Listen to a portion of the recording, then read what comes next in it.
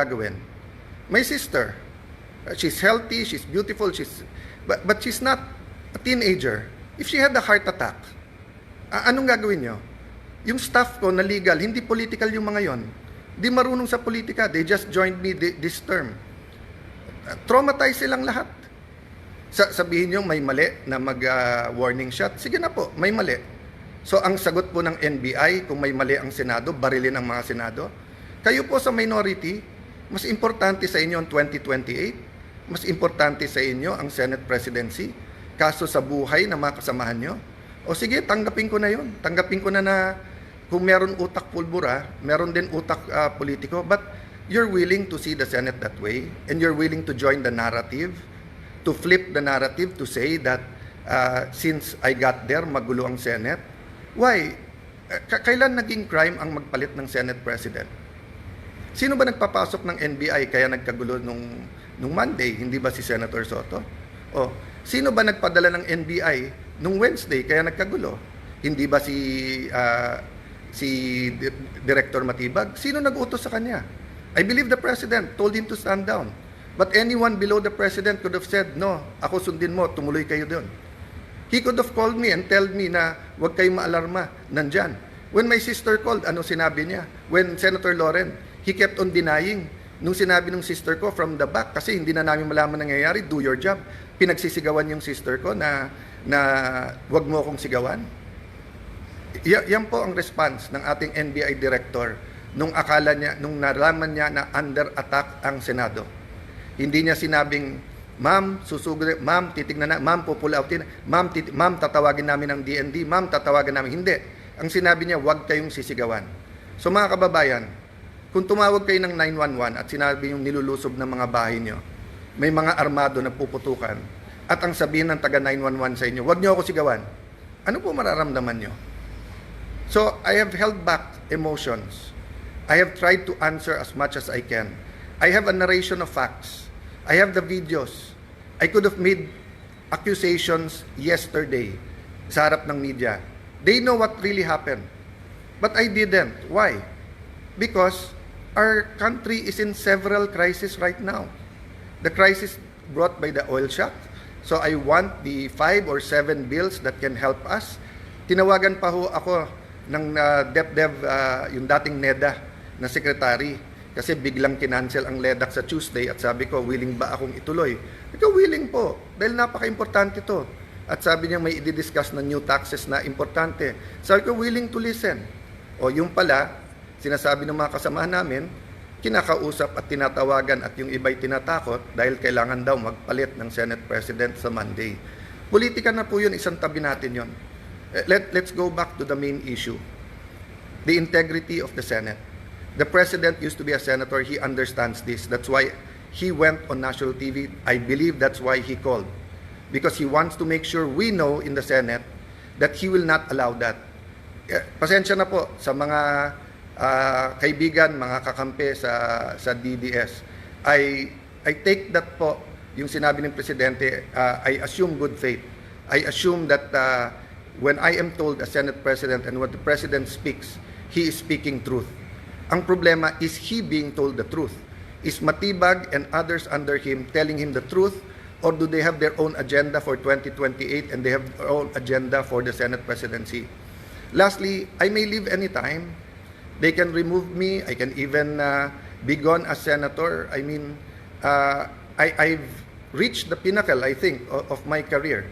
No, from councilor to vice mayor, congressman, speaker of the House, Secretary of Foreign Affairs, and now Senate President. Ano pang hihingin ko sa mundong ito? Ano pang ipagdadasal ko sa Panginoon? Siguro po, dito sa local, kasi mahal ko po ang aming bayan ng Taguig at Pateros, di ba? But so far as national, wala na po akong hanapin. Tahimik po buhay ko. Tahimik po buhay ng ate ko. We're minding our own business. But when 12 senators came to me and said, we have to make sure that everything is done by the Constitution. Simple ang sinabi ko, will we have a fair and independent impeachment process? They said yes. Are we all willing to sacrifice? Yes. Are we going to be confrontational at every move? Hindi. Oh, pero bakit po ganito ang inaabot namin? So again po, hindi po kami magulo. Ginugulo po kami. So again, Honorable Ombudsman, please consider, remember po, in an investigation, it's not only the result, it's the process.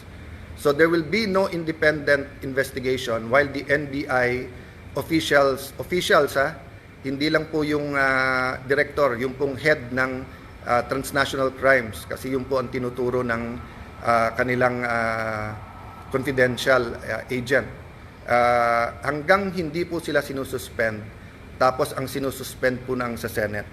So mga kababayan, asahan niyo po sa Lunes, ang focus, ang atensyon, bagaman napaka-emotional tong mga nangyayari at bagaman existence na ng integrity na ng Senate to, alang-alang po sa ating mahal na bayan, alang-alang sa konstitusyon, we will focus na makonvene yung court. Kung may gugulo po niyan, hindi po kami. By the way po, pag convene namin as a court, pag-issue po ng summons, hindi pa ho magsa-start ang trial kasi sasagot pa ho ang Honorable Vice President. So wala pong dahilan na magmadali silang magpalit sa Monday, even if they will recycle another narrative to say that this is for the impeachment. I ask our young people now, yes, there are, dati kasi pagka nag-issue ng statement lahat ng deans, ako mismo bilang idealistic na law student, kahit tatay ko mismo na idol ko nagsabi bilang batas, naswisway din po ako. Pero tignan nyo na po yung katotohanan versus po sa propaganda. Sabi ng mga deans, ang palitan daw ay para makontrol po ang impeachment at para po ma-dismiss. I'm paraphrasing, di ba?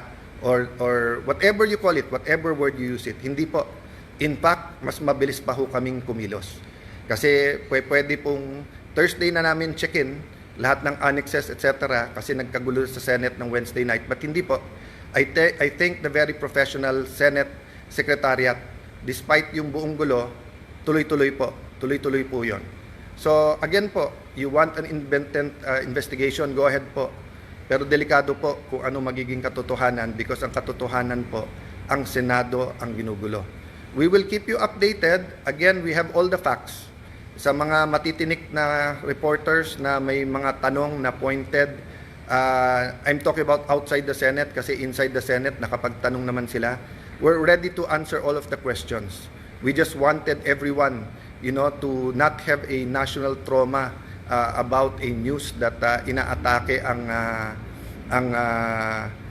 ang Senado ng NBI. But now that it's out, that it is the NBI, prove to us that that was a rogue decision. Prove to us po na misfire po yun at hindi po yun ang talagang tangka, di ba? Again, I will give everyone the benefit of the doubt. Pero doon po sa mga nagsasabing drama, etc., ito lang po sasabihin ko sa inyo. I hope your family is never put in that position. Because I was there. I was there and I wanted to go out and I wanted to face them. Di ba? And I saw the reaction of everyone and I watching the video, sobrang tapang po. Hats off. I really respect po yung Senate media. Hindi kayo nagtago, hindi kayo umuwi. You run towards danger so that people will know the truth. Kaya yung pakiusap ko, lahat ng naglalabas ng video, nakitang-kita yung katotohanan, kaya nasisira mga gawa-gawang narrative. Continue to do that. So may we ask God for one thing, the truth to come out. The truth to come out. Based on the truth, let's move forward. Let's build our nation. Let's not destroy our nation. Let's build our nation. God bless you all.